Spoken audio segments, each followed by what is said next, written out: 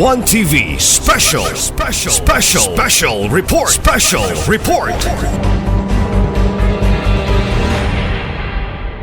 Digital opportunities here sa inyong area and definitely will have an economic impact. No? So, I'll be discussing this afternoon the overview of DAPIT as well as the free public Wi-Fi. So, a lot of the previous administrations already been giving nakita sila ways to combat digital divide, as always been mentioned. No? In 2006, the first Philippine Digital Roadmap was established, followed by the 2011 Philippine Digital Strategies, in 2016, the Philippine Digital Roadmap, and now the Digital Government Master Plan. All of these things are really nagbuhat siya mga pamaagi kung saan ay nakipagsultan ang digital divide. So daghan kayong mga measures na gibuhat, and one of these things nga atong ginatanaw are really broad kayo si digital divide. So naa siya portion about infrastructure, naa siya portion about training, naa siya portion nga kasanday malimtan usahay. No? Kani siya sa kadugay nga mga activities nga nung naagyapon si digital divide. No? So one of the program na niabot namo, which is RD's digital initiatives, regional initiatives, is what we call LUNGSOD. So, sa kadaghan mang good sa oportunidad to discuss, to share kung saan pagsulban nato na as internet connectivity, we provided a lot of trainings, pero dili tanan maka-join as what Engineer Kenneth mentioned a while ago. Kay kulang ka, natagibawag na language barrier. So these things medyo alanganin. So that's why the program LUNGSOD is a training na ato yun siyang gihubad into sa atong pinulungan nga Binisaya. And this translated was done sa mga tao, sa mga teachers, sa Cagayan de Oro College. So ato building ang pinulungan. No? So, wala siya sila, it's a platform of all the different trainings, ICT trainings nga atong gihubad into Binisaya. Next slides. Okay, so DAPIT is actually an initiative with, of course, with the ICT-R10, of course with RDCT, and course of course with Miss Amy Marcos, no, and the teachers of Cagayan de Oro. So ato siyang gihubad, no, i-translate into Bisaya courses para mas mapaabot, para mas masabtan, especially sa atong mga kaisugunan nga naa sa mga marginalized sector. Next slide, please. So, ang atong unang gipilot na courses are the Microsoft Productivity Tools, we have the Canva, we have the SEO, and then navigating Google Workspaces. Kasagara sa tuwa din ang atong computer, ihimo lang atong typewriter, digital typewriter. And kasagara sa maggamit ng Microsoft Word, magagamit lang, and then just print. But daghan paundan na siyang mahimo if atong nasabtan ang mga training ng mga hinay.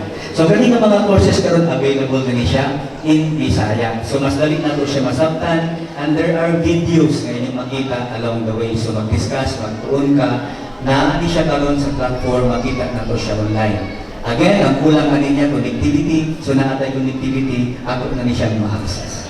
Next slide please. So karon giluwagan nato og courses, no? From the 4 additional na 13 courses, no? These are the courses nga Binisaya. Some of them are Introduction to Data Privacy, Digital Citizenship and Civility, and Workplace. Then katapusan si Basic Cybersecurity course. Anong among silang i-join? It's because each and every one of us gagamit yun daw Facebook. No? Even mga bata gagamit ng Facebook, even without understanding the consequences nga nagpabilin, especially the hacking. So kung baka atong ni siyang matunan sa Binisaya nga pamangdong, mas masabtan nato, mas ma-aware nato ang mga bata nga naan ni siya nga mga nga dapat ma-aware ka. No? Kaya kasagaran magamit ng social engineering, pero kasagaran mo sa training more on the higher level. So ang mga bata nang gagamit dili kayo nila masabtan. So with the help of this LUNGSOD, we are really, tagaan itong panahon ang mga bata na ma-aware siya ani nga mga panghitabo. Next slide. So again, this is the platform of LUNGSOD. It's an online siya na platform. Pag musulod ka niya, mo ni mo makita. No?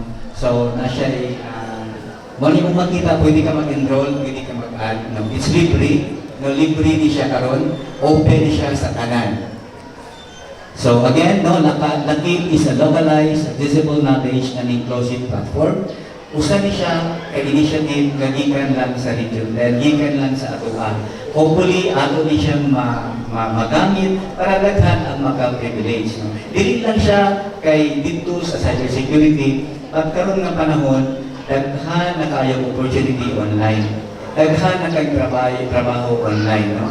Daghan na kayo sa tanan.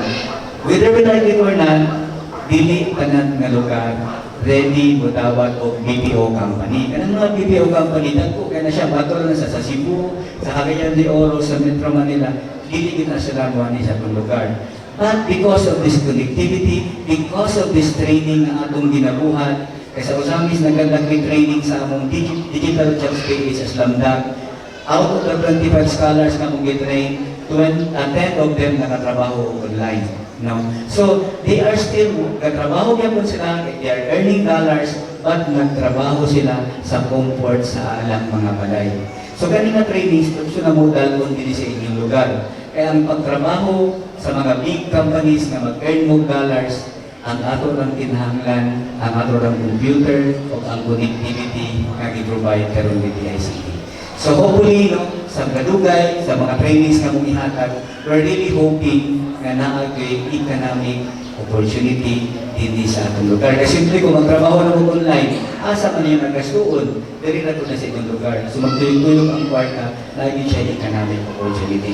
And those kwarta na diswildo sa mga online freelancers, ikan man sa gawas, dili man nagikan sa atong musud na sa atong lugar. So there's really a digital at economic opportunity. So now, discuss na po gamay ang roadmap ng masa. This is what we call the free Wi-Fi. So, unsa man yung goal nato, no? Ang atong goal is really to provide internet in all public places. So, usabi na siya sa atong target. Ang atong outcome is really to improve, no? Improve, no, the access to the internet to, again, I-mention na ito yung si digital divide. Kasi akong i-mention kanina, si digital divide is tako siya kaayaw nga scope. And started at 2015 and karon kapadayon siya. Next. So, atong tanawon sa Region 10, mao ni karon ang ato ang total Wi-Fi as of February 2024. We have 621 free Wi-Fi AP sites across 346 locations within the region. So, naa siya 7 provinces, tapos 87 cities and municipalities, and then the 206 barangays. So, only siya nung na-implement, no, we have 54 active free Wi-Fi sites in 33 locations, 17 in public schools, 12 in government offices, and 4 in mga HUCs. No? Okay, next. So, these are the implementation for 2023. Muna yung itong mga nakita. No? This is for MISOCC Occidental.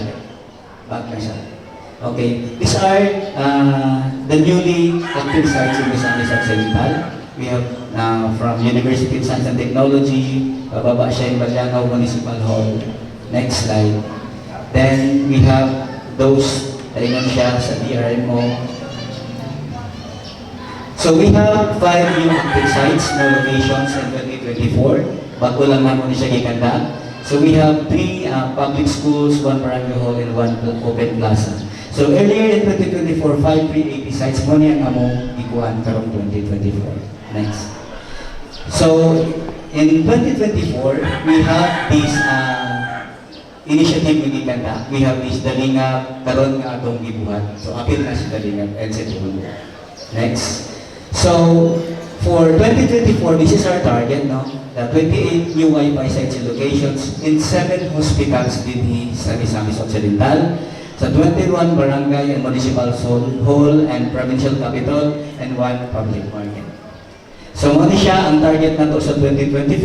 We're targeting that all municipalities and public plazas na anamin tayong connectivity. We have our presence now in 2024. Next. So again, these are the new targets now. So muna siya ang initiative na to. And we have also partnership with OZAMIZ City. No? Kaya ako kung nakita nga ang connectivity nga atong mahatag, mag-open po siya door nga lain po initiative. When we provided 400 Mbps in OZAMIZ City, it opens the Baling QR. The Baling QR is a project ni siya sa Bangko Sentral, wherein umalit ka sa merkado sa OZAMIZ, pwede na ka magamit po QR codes. Now, so because of the Wi-Fi na nahatag, naidagan ni siya, and then open siya another door of opportunity. So hopefully, ang akong pagdala karon din sa free Wi-Fi, sinugdan lang ni siya, but it will open more doors nga natin po nga opportunity. Because kaganina when we launched also the Wi-Fi in Barangay Dalingap, I think Vice Mayor ganina nag-mention that mo follow na po ang road nila. So naagin siya another opportunity nga ma-apply because of this initiative. Next. So I think that's all, no? And again, sa mention ni Arnie kanina, katong SIDLAC na program, SIDLAC is actually connectivity plus regional initiatives. Among dalon din sa inyo ha, ang lakip na program, and hopefully, itatanan, magtungan tapos kaingon, makalambo pa nato ang atong mga sector and atong mapalagan. Hopefully, namin makita ang mga online workers puhon nga nakaradali na po yun sa inyong bangon. Maayong pong hapon o daghang salamat. Nabatay malino nga ang imong panimuan na hinuos sa kababag sa pagkaton, pagtubo o pagkambot sa hindi po kabilidad. Dini sa Pilipinas, di ng lain-lain mga pinalungan, nagpalambo sa atong kultura, daghang mga kadlawan ang nagatubang ni inilahalit kada adlaw. Kapanong sa taha kung ang pagkaton, mahitabo sa pinalungan nga imo nasabtan pag-ayo. Kung sa taha kung ang kayo palong wala ay nayo sa tugkaran sa paglambo, may tungod sa paghimamat sa dili sinapit na pinulungan. Ang mga ipaina ang lakip, usa ka bag-o o revolutionaryong plataforma na nagsumpay sa gintang, tani sa pinulungan o kahidayunan. Ang lakip nga natanyag, uglayngan mga pulso nga gihubad nato sa bisiga nga sinutihan. Aron mahatagan ng pagkakas sa kanas, ang matag-usa sa mga katawan, gikan sa tanang putong sa katilingban. Ang handarawan sa usa ka kahimtang diin ang pagkatong walay mga aklanan, mahimo na tinuod pinaagi sa lakip. Diin ang matag-usa sa atong katilingban, komunidad ug mga organisasyon nga konektarong makabatong sa kahibayo. Ang lakip kini lamang usa ka anay sa mga kurso. Kini usa ka kalihukan para sa kalambuan sa tanang putong sa katilingban. Mahitungod kini sa pagbungkag sa mga babag ug paghimo sa usa ka luna, bilang tanan at dunay higayon nga makapaton, mutubo o magmalagpuson, bisan unsa pa ang ilang hibalan nga pinulungan. Amo among giaghat sa pagtambong niining talagsaon nga programa nga among gipahidangat kay ninyo. Atong abrihan ang putahan sa kahibayo gamit ang pinulungan nga atong gitawag ug puloy-anan.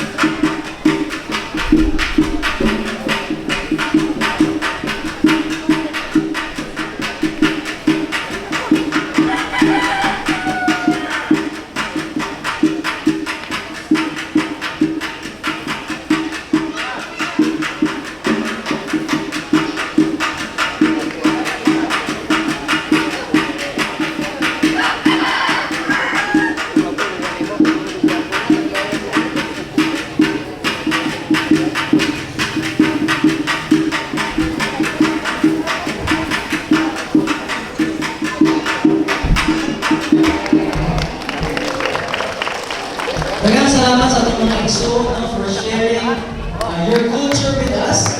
Alright, moving on to the next part of our program. Of course, it is one of the most anticipated message in this afternoon. It is none other than the special message of the DICT Secretary, which is of course, isa kami sa misnon, Secretary Ivan John E. Uy. I'd like to greet our hard-working governor, Misamis Occidental Governor Henry Oaminal, as represented by her very able and very energetic and charming Vice Governor Weng Gutierrez. You know, she accompanied us the whole day today, going around Misamis Occidental. Of course, our officials in the municipality of TUDELA, headed by Mayor Samuel Parino, who I understand is in Manila right now attending the mayor's meeting. But here, he is very ably represented by the very eloquent and very equally hardworking Vice Mayor Stella Obot Estanio.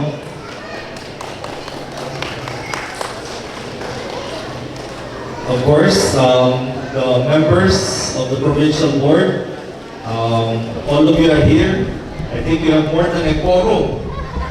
You can, so, doon na yung papirma kang vice ko. Kung saan na, resolution na tinalin nyo na karon. Off-site ang meeting nyo na karon. Thank you very much for coming.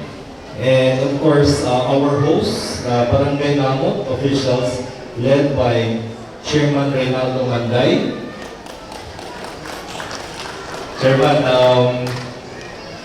he accompanied us earlier when we visited the school up a little bit up and down in the hill, and we saw how all the school children are very polite, very disciplined, and were really enthusiastic in learning, and it's very touching, and that really serves as an inspiration to all of us to do more in the national government, seeing how hungry our youth is for knowledge. Of course, won't be complete in my greetings without greeting our DIC Region 10 family, led by our own version of Ibana ALAWI. It's none other than Regional Director SITTIE ALAWI. Habit na siya have her own YouTube channel o TikTok page. Namutan, twin sister ba ni Mana si Ibana? And of course, our residents of Sitio Tonggo and of Barangay NAMUT na naadere karon, maayong hapon sa inyong tanan.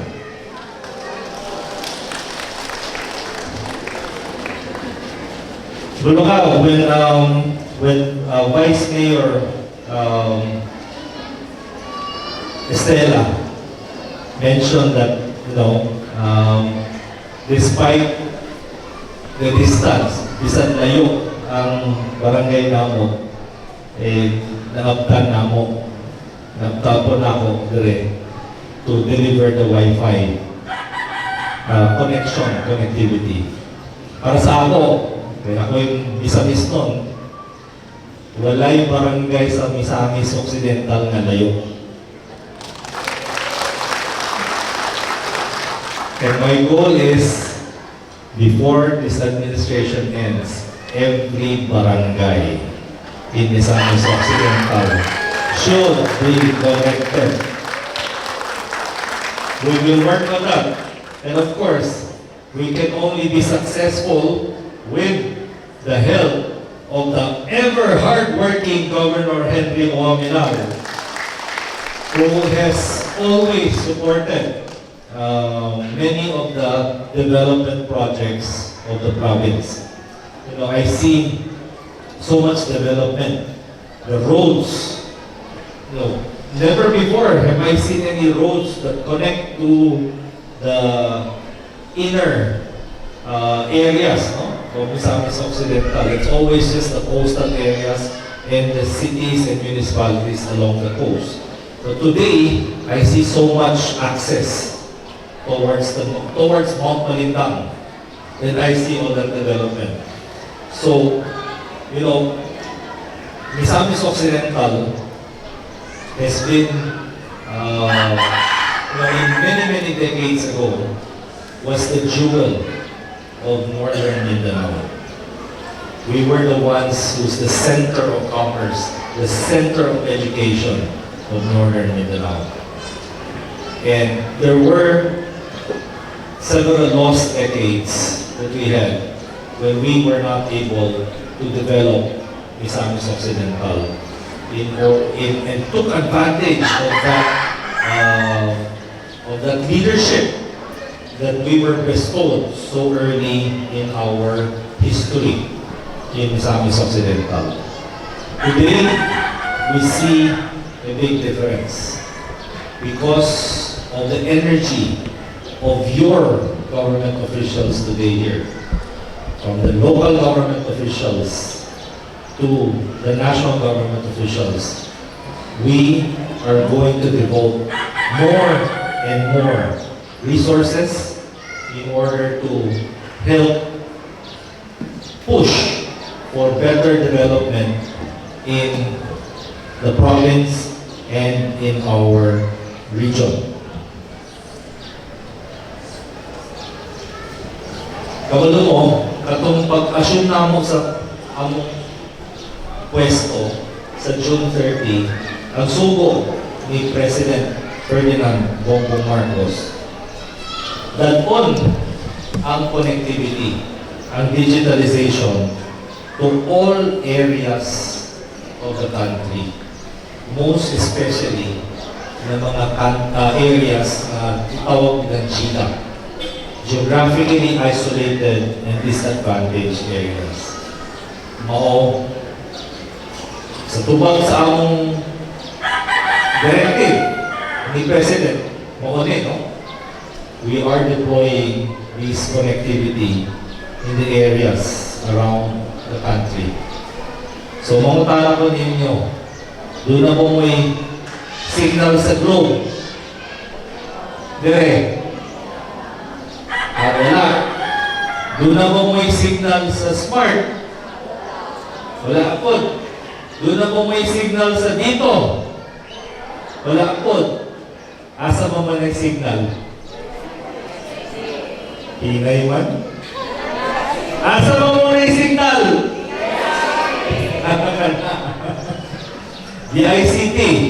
And that will be our mission, to bring connectivity and to bring digitalization, to bring inclusivity in all the areas that have been neglected by our telcos, that have been neglected in the past by the national government. So today we are launching not only the FREE-WIFI program, but the SITLAC program, which is a project initiated by DICT Region 10 in order to bring connectivity and inclusiveness into the province and into the region. On top of that, as you saw earlier, dunay LICAP, no? LAKIP, sorry, LAKIP. The LAKIP program. I-explain ni Eugene, no? Ang sa LAKIP program. That is a program i-translate ang mga course content into Cebuano, into Bisaya, para masabtan atong mga estudyante kung saan yung mga training programs. And we will not stop there. Kaning mga courseware ani sugod na karon lang.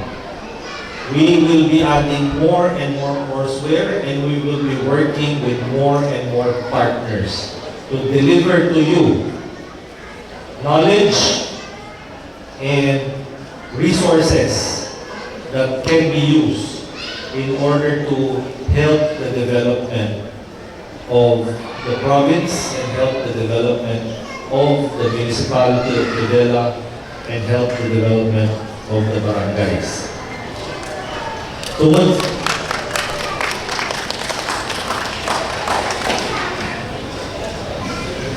and that is really our goal. You know, when bumubiyahe ko sa mga layong lugar, mga probinsya, mga isolated places, it inspires me. It inspires me to work harder when I see the people in those remote areas working above and beyond the call of duty. The school teachers who sacrificed a lot in staying and teaching the young children. And I believe that your efforts, your hard work, masuklian mo na when you see your children, your students, that you are already the second mother, the second parents, for these children. When you see them learn, when you see them absorb everything that you say, and eventually, one of your students will become the mayor. One of your students will become the governor. Who knows? One of your students will also become the DICT secretary. Or even the president of the Republic of the Philippines. Because we are preparing the youth for our future. Never in my wildest dream from OZAMIZ that I will end up being the secretary of the DICT.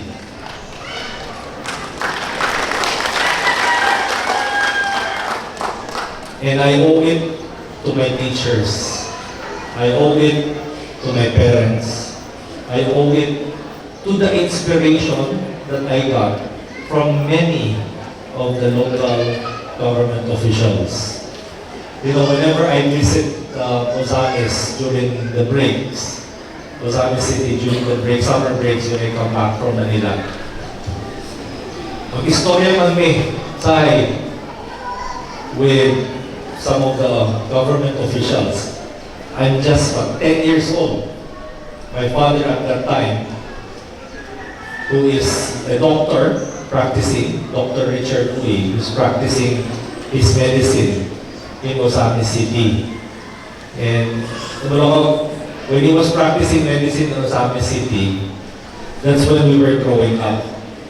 And ang akong mama will tell my father, I think you have to go into business. Go to Manila and go into business. Tana ako papa na doktor, practicing sa OZAMIZ. Why? I'm happy here, practicing my medicine in OZAMIZ. And my mother would tell him, kaya ang eskwelahan sa Manila, di man mo dawat ng manok sa bayan. Di man mo dawat ng itlog sa bayan.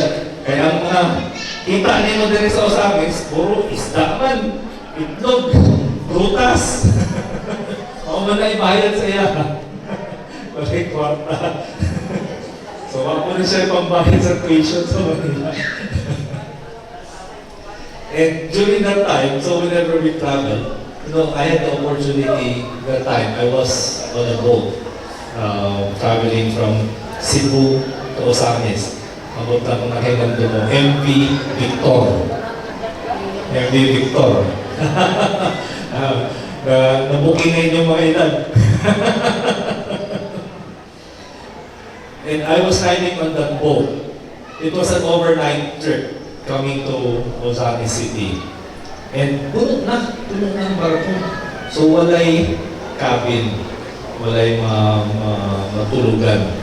So me and my father had to stay on the bridge of the ship with the captain.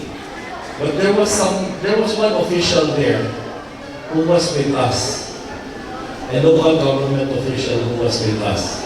That was Governor Regalado. You remember him? Governor Regalado. And he was looking at me, and we spent quite a number of hours talking. A 7-8-year-old boy talking to a governor. And he was telling me, halika po sa amis, sa mga buhatan dito. I started talking to him. Okay, every summer, what will my father do? Every summer, kinanglan, uli ko po sa amis, kay mutabang ko sa iyang tindahan. Ano na siyang business na kopras, buying kopras and rice milling. Limboy milling. So, ang requirement niya, kinanglan to ako sa bodega, magtrabaho, magtimbang o kopras, magpagray o palay, and then to supervise the milling and mutay o mga sako. Tayo kong mga sako. 7 years old up to when I was teenager. Every summer din na. Nga naman, kay katong summer, trabaho ko for 2 months, ang akong sweldo, mauna na ang akong allowance sa Manila for the year. So kung di ko matrabaho, wala may allowance. Wala may magastos.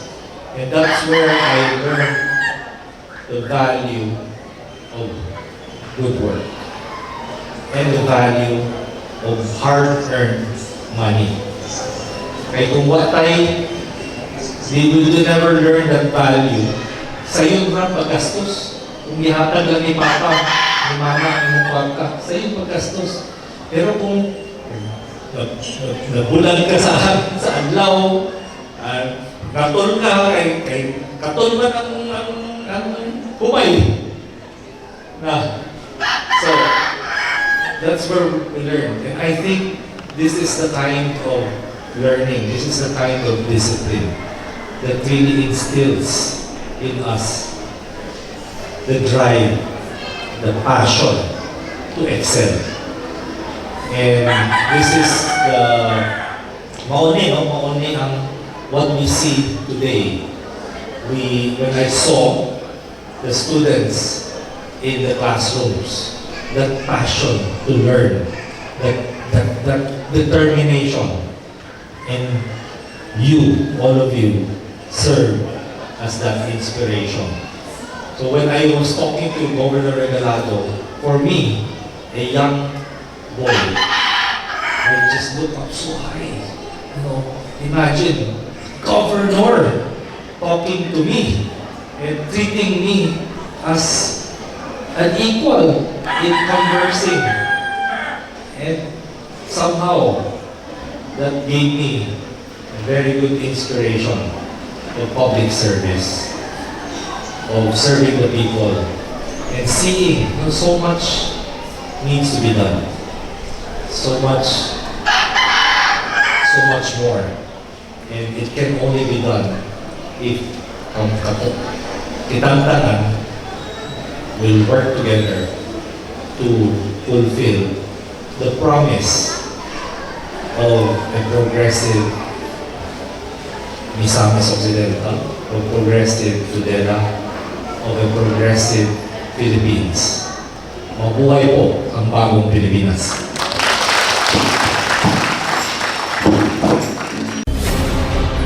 ONETv Special Report.